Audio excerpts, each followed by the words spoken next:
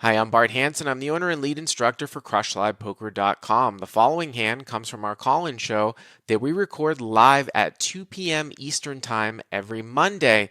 If you enjoy this video, hit that like button, and if you want to submit to be on the show, take a look at the information in the description. Hello, Trisha. What's up? Hi, Bart. Doing well. Hope you are too. How you doing? Good to hear a female caller on here once in a while. We don't get them that often. I would like to encourage more female callers in no limit cash games. Yeah, sure. Me too. So you got a hand for us? I do. So this is a hand from a card room locally that is playing 1-2, but it's a match the stack format, so we're fairly deep. At this point, I think pretty much the average stack size at the table is about 1,000. Effective in this hand is me. I have about 1,500. Wow, 1,500 effective at 1-2. If you don't want to tell me the card room, that's fine. Can you tell me the region, like the state or something? Oh yeah, we're in Columbus, Ohio. The card room, I don't mind giving a shout out to, because is it the Jack? You know, is it the Jack in Columbus, or is that in Cincinnati? No, that's up in Cleveland, and that's a casino. The casinos in Ohio haven't reopened their poker rooms, so this is like a private club. It's called the Shark Tank. Oh, okay. Oh, yeah, cool. I didn't even know that they had those. Oh, that's pretty cool. My editor used to be from Ohio, and they used to do a live stream out of Akron, Ohio, called Poker on Air. I don't know if anyone's ever seen it, but you can put it into YouTube, and there's several live stream shows, and I actually did remote commentary one time there too. So 1-2, 1,500 effective, okay? Yep. And I'm on the button. So I get under the gun limps, followed by over limps from under the gun +1, and the cutoff. And so I raise to $40. I have ace of diamonds, jack of diamonds. So hero raises to 4 from what position? From the button. Okay, so is this pot straddled? No.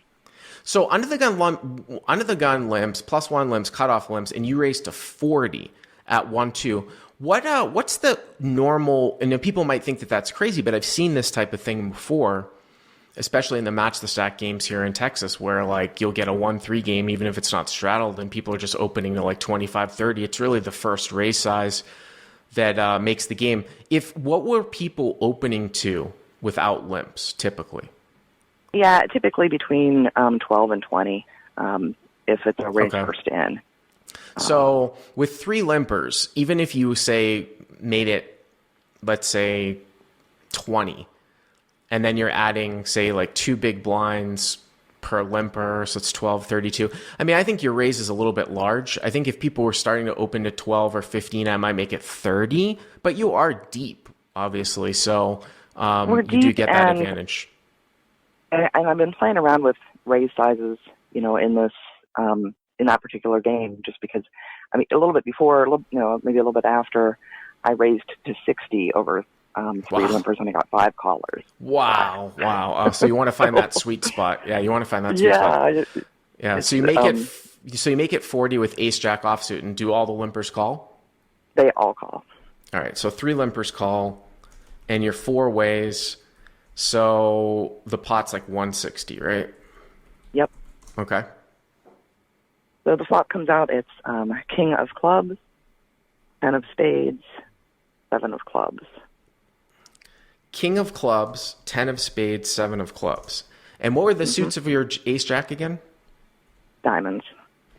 Diamonds. So ace jack of diamonds. Okay. Oh, I thought for some reason I had ace jack offsuit for some reason, but you have ace jack of diamonds. Okay. So yep. King of clubs, 10 of spades, 7 of clubs. So you flop obviously a gut shot to a queen. You don't have the backdoor straight draw. Does it get checked to you? It does, and I check behind. I'm not really loving the spot with 4 just in the hand, even though I have a gut shot. Yeah, I mean, my approach to if you're in a game where you're opening to 40 because all the limpers are going to call anyways, I would sort of revert back to my old school C-bet matrix concept from 6 or 7 years ago, where the biggest factor when you make a continuation bet bluff is number of players. There isn't going to be a whole lot of like barreling in these types of games. Now, there can be some room on certain boards, but I would most likely check behind here if I were you as well. And most of the time, I'm probably just not c-betting when I don't hit anything for the most part, because it sounds like people are going to be calling. With that being said, if you did want to make a c-bet, obviously, if you flop the nut flush draw, that would be the best one with the ace jack of diamonds on king 10-7. One with the backdoor flush draw starts to go up.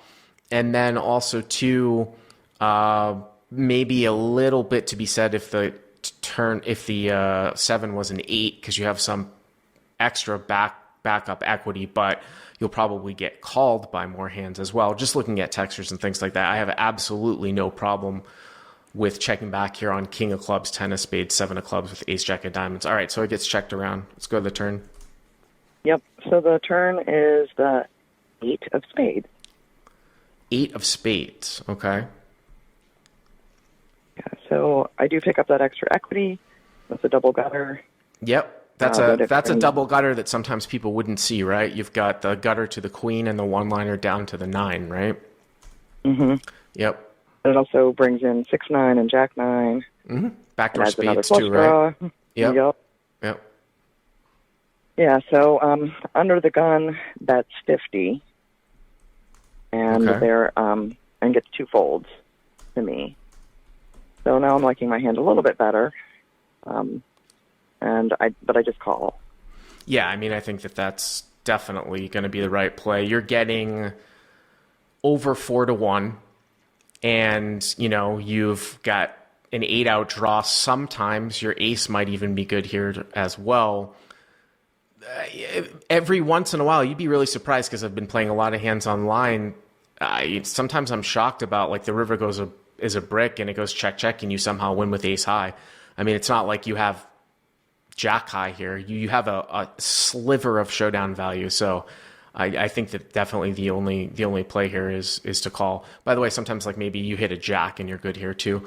Looks like the pot's 260 now. Okay. Yeah, about 260. And I should add the player I end up with in this hand under the gun player. I've only been sitting at the table with him for an hour or two, maybe, and don't recall ever having played with him before. But I've seen him show down like 3 hands. Each one was like ace rag offsuit, king rag offsuit, and call in all in 3-bet shove, or with king queen offsuit. So he could have a lot of hands, basically. He could have a lot of hands. Yeah. Like he might have like king 9 off that he limp called you with for 40, something like that. It wouldn't surprise you. Okay. Yeah, I think he can have pretty much all the kings except for the good ones. Yeah. So the river comes. It is the ace of hearts.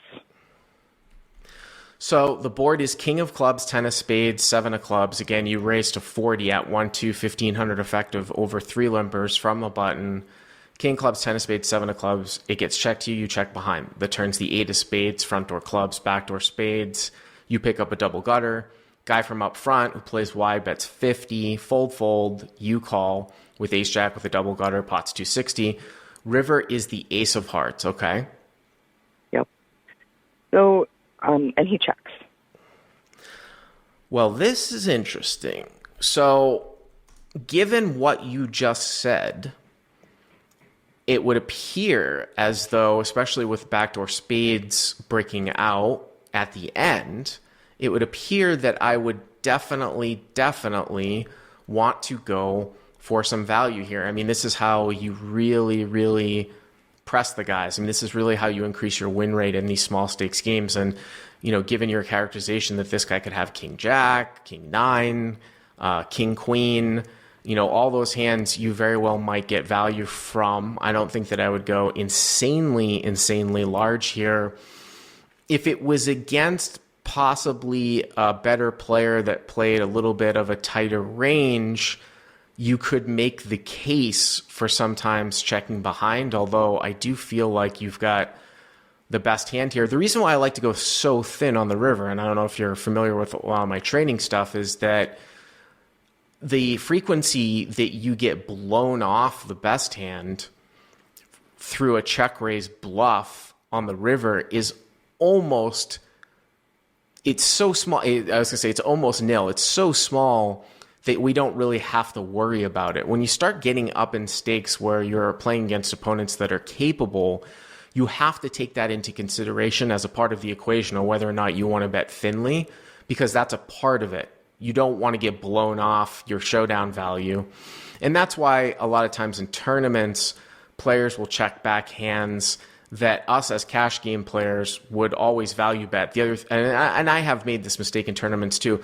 The other problem with value betting thinly, or the other downside to betting thinly in tournaments, is that if you bet and you value own yourself, meaning that if you bet with the worst hand and get called and you lose, that inherently hurts you, right? Because you go down in chips in a cash game, it's irrelevant. But I think I would value bet here. Yeah, I was thinking the same way. But I mean, I've been working on trying to find more spots for a thin value, and so I picked this one. And I'm also thinking, that he just doesn't have a nutted hand here. If he bet on the turn and then hit, it would seem Queen very Jack or something. Right. I agree with you. It would seem very strange to come out and bet with Queen Jack and then basically make it and check the river. Right. I think that is very strange. So I can get on board here with a value bet for sure. So I bet 125. I like it. So check. Hero bets 125. I might even go a little bit smaller than that, just because it really depends on the dynamics of the game. 125 could be a very large bet at this level. In theory, if you're going to fold out the single paired kings here, then you don't want to bet. I don't believe that's the case, but the point is that you want to choose a size that's going to be able to get called by the single paired kings. So I like it. Like I said, I might go just a tad smaller, but I'm on board with it. So you bet 125. Yep. Mm-hmm. So then he grabs a handful of black and green chips and throws them into the middle of the table. For like an all-in? No, but it was 550 was the raise. I mean, here's the thing, Trisha. Like, I just, unless this guy has shown me something in this sort of quasi-private game where he's drunk, where he's a maniac, it's just, you're never going to be good here, given the pot odds really enough to call. And I don't think a 1-2 player, there's just a 1-2 player that's calling raises with king 9 off and king 3 suited for $40 isn't going to be able to recognize that, usually at best your hand is going to be like a single paired ace. It might be like ace 10, something like that. And that's why sometimes you can't bet the spot against better players if they're good hand readers. If they're like, well, you're not checking back a set of 10s, you're not checking back ace king. So, and I think you're going to bet queen jack off some of the time on the flop. So if I checked you and you bet your hand looks like ace queen, ace jack, I'm going to raise and I'm going to put you in an uncomfortable spot. I just don't buy that from a player that's calling $40 raises with king 3, king 4 suited, things like that, Yeah, that makes sense. I was thinking when he did it, first of all, my reaction was just kind of like, I don't even know what's happening here, but I don't think I want to pay $425 to find out. Mm-hmm. But then I just took a couple of extra seconds and kind of went back to, I really don't think he can have a nutted hand here. And I also don't see how he has bluffs with no showdown value here, because he would have had to bet those out when it was his turn on the river. Check raising intentionally just, I don't know, it doesn't make any sense to me at all. So what you're saying is that if he had absolutely no showdown value, he would probably bet, whereas sometimes like a people... queen 9. Right, where sometimes people with showdown value will check and then they realize that their hand's no good, so they turn it into a bluff at the end. Yeah, I mean, I understand what you're saying, and some people are saying, that they don't, in the live chat, they don't like the small sizing because it induces. The 125 is not small sizing here into 260. I'm sorry. I mean, if you had some sort of read where you just thought that this guy would not make this raise here with anything but Queen Jack, and you just don't think he has Queen Jack, like if he's so polar here and you don't think he has Queen Jack, you've got one of the jacks here, and you think he's trying to move you off of your hand, then, I mean, I guess I can get on board. I'm just saying that I very, very rarely, I mean, I overfold here to river check raises, a ton, just in my experience. So it sounds to me like you called. Well, I did. And it was, not a normal, I think it was maybe a special situation because I think that spot is pretty much, under bluffed in our games, just like everywhere else. But he indeed, kind of looked at me and said he got a king, and I turned over my hand, and that was that. Did he show the king? He showed the king. Really? Wow. So this guy turned a weak king into a bluff? Yeah, and I don't even know if it was because he didn't. Part of maybe what made me take extra time and call was it was kind of a spazzy bet, as opposed to taking a few seconds to think about it. It was a time, maybe. So you're saying you picked up like one of those timing tell types of things, and again, I think that if I'm correct in saying that, right, like a timing tell with the race. Yeah. Yeah. So I mean, I think that that's one of the, and again, I made that video a few months ago, titled on YouTube, like, the most reliable live tell, which is bet pacing, and usually it's applicable when you're actually out of position and your opponent in position bets kind of in stride on the river, when the river card changes things, where if he had a value hand, he would think about it. Even if he made the nuts, if he was betting on the common, then he made it, he would think about it. So sometimes you can catch where the river changes something and the guy just continues to bet in pace and it doesn't make sense. That kind of sounds like, so you're saying that like he almost was too quick with it? Yeah, quick and chaotic. Like I said, it felt like he counted out the chips and made a purposeful, I'm betting this amount. He grabbed a handful and put them in the middle. And it just didn't, I just didn't believe him. I guess. Well, that's like a live read. It's just surprising that he would do it with a king. It's surprising that he would do it with a king. I mean, I guess that he rightly recognized that, that you might have been betting off, with a single paired ace. But that's definitely an interesting one. You're a first time caller, right? Yeah. Yeah, I appreciate the call. Absolutely, I appreciate the feedback on the dim value and the turn call. That's really what I was interested in on this hand. So, absolutely. I mean, absolutely, especially with your characterization of the player, and if you play at these stakes, and I can almost guarantee you that most players at your level or the other players that you're playing in that game wouldn't make that bet, wouldn't understand the thought process also too behind it. But I do. I appreciate the call. Thank you very much, and please submit more hands. Appreciate it. Okay. If you like what you've seen here, please hit the subscribe button. And if you enjoyed this call-in hand, hit the like button down below. To check out crushlivepoker.com, click on the link in the description. Use the code YTA300 to get the first 30 days for free.